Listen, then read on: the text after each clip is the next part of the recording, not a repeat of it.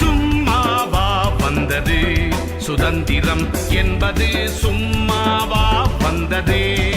பிளாசி முதல் செங்கோட்டை வரை உரை ஓவியம். சுதந்திரம் என்பது சும்மாவா வந்தது.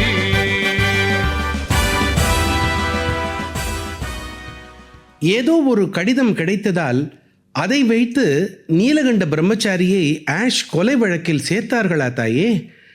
ஆனால் அவர்தான் தனக்கு தனிமனித கொலையில் நம்பிக்கை இல்லை என்று விலகிச் சென்றாரே. அதற்கு காரணமும் நீலகண்டனேதான் மகனே. அவனேதான் தானாக முன்வந்து தன்னையே காட்டிக் கொடுத்தான். ஆஷ் கொலை நிகழ்ந்த நேரம் நீலகண்டன் வடக்கே சுற்றி கொண்டிருந்தான். ஆனால் அவன் பெயர் ஆஷ் கொலை வழக்கில் சேர்க்கப்பட்டது அறிந்தான்.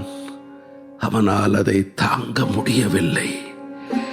1911 ஜூலையில் Neelakantan Calcutta police commissioner sir Charles டக்கார்டுக்கு தான் சரணடைய விரும்புவதாக கடிதம் எழுதினான்.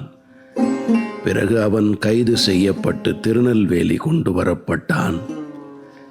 நீலகண்டனின் தோற்றத்தையும் முகப்பொலிவையும் கண்டு வியந்த விசாரணை நீதிபதி டாம்போ அவனுக்கு ஒரு நாற்காலி கொடுத்து அமர வைத்து அவனை மரியாதையுடன் நடத்தினான்.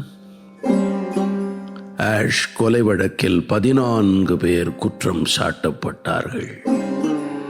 அவர்கள் அனைவருமே 25 வயதுக்கு உட்பட்டவர்கள்தான்.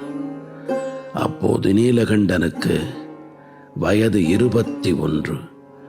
இந்த வழக்கின் நிறைவில் நீலகண்டனுக்கு 7 ஆண்டுகள் சிறை தண்டனை கொடுக்கப்பட்டது. தண்டனை காலத்தை கோவை சிறையிலும் கழித்தான் நீலகண்டன். கடுங்காவல் தண்டனை என்பதால் என்னை விறகு வெட்டச் சொல்லுகிறார்கள்.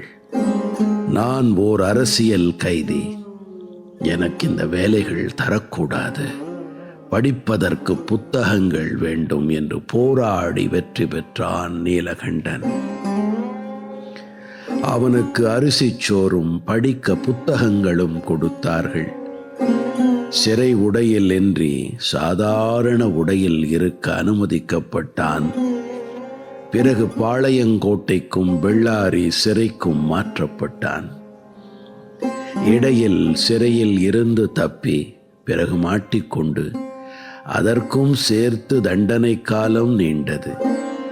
1919 ஆகஸ்ட் 14 அன்று விசாகப்பட்டினம் சிறையிலிருந்து விடுதலையானான். நீலகண்டனுக்கு தொழிலாளர் இயக்கத்தைச் சேர்ந்த சிங்காரவேலரை அறிமுகப்படுத்தினான் பாரதி.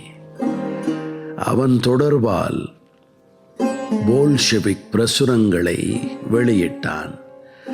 அவை ஆயுத புரட்சியை தூண்டும் பிரசுரங்கள் என்பதால் நீலகண்டன் மீண்டும் கைது செய்யப்பட்டான். இந்த முறை அவனுக்கு 10 ஆண்டுகள் சிறை தண்டனை விதிக்கப்பட்டது. 1930 ரங்கோன் மத்திய சிறையிலிருந்து விடுதலையானான் நீலகண்டன். விடுதலைக்கு பிறகு சென்னை திரும்பியவன் இல்லஸ்ட்ரேட்டட் வீக்லி, ஹிந்து பத்திரிகைகளில் கட்டுரைகள் எழுதத் தொடங்கினான். இளம் வயது முதல் புரட்சி பாதையில் பயணித்த நீலகண்டனுக்கு வாழ்க்கையில் விரக்தி ஏற்பட்டது. பற்றுகளை விடுத்த சந்நியாச வாழ்க்கையாக பரிவ்ராஜக வாழ்க்கையை அவன் மனம் நாடியது. 1931 ஊர் பேர் அடையாளம் எதுவுமின்றி ஊராகச் சுற்றினான். அவனுக்கு அது ஒரு மாறுதலை தந்தது. வட இந்தியா முழுவதும் யாத்திரை செய்தான். எந்த நேரமும் ஓம் எனும் பிரணவ மந்திரத்தை உச்சரித்துக் கொண்டே இருந்தான். இப்படியாக இருக்கஞ்சேரி நீலகண்ட பிரம்மச்சாரி சுவாமி ஓம்கார் என மாறிப்போனான். 1933 மைசூர் சமஸ்தானத்தில் இருந்த நந்தி மலைக்கு சென்றான் 44 வயது சுவாமி ஓம்கார். அதன் பிறகு தனது 88 வயது ஆகும் வரை அவனது இருப்பிடமாகவே அதுவே அமைந்தது. அருகே சென்னகிரி மலையடிவாரத்தில் தனது ஆசிரமத்தை அமைத்துக் கொண்டான். அவனது புரட்சி வாழ்க்கை 44 ஆண்டுகள், துறவற வாழ்க்கை 44 ஆண்டுகள். இப்படி அவன் வாழ்க்கையில் புரட்சியும் துறவும் இரு சமமான காலங்களாக பிரிந்து போனது இயற்கையின் ஆச்சரியம்தான். 1936 காந்தி மைசூர் வந்திருந்தான். அப்போது சாது ஓம்காரை சந்திக்க விரும்பினான். ஆனால் ஓம்கார் இருந்த மலையுச்சிக்கு அவனால் போக முடியவில்லை. அதனால் தனது செயலாளர் மகாதேவ தேசாயை அங்கே அனுப்பி வைத்தான். தேசாயும் அங்கே சென்று ஓம்காரை அழைத்து வந்தான்.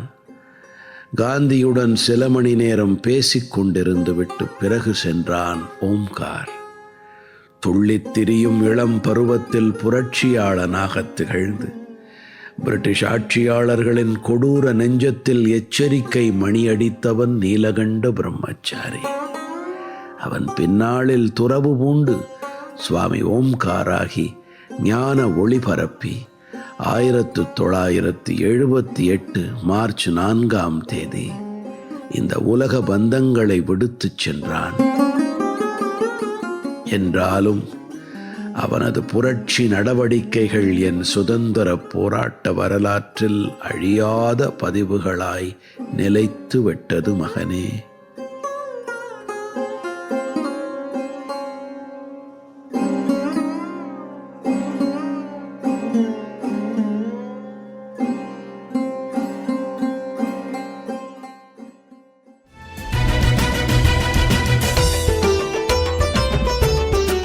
பிளாசி முதல் செங்கோட்டை வரை உரை ஓவியம் கேட்டீர்கள். ஆசி கூறி வாழ்த்திடவே அஞ்சிடுவார் பெரியோர், மாசு பேசி மயக்கிடவே முனைந்து நிற்கும் சுற்றம். இருந்த போதும் லட்சியத்தில்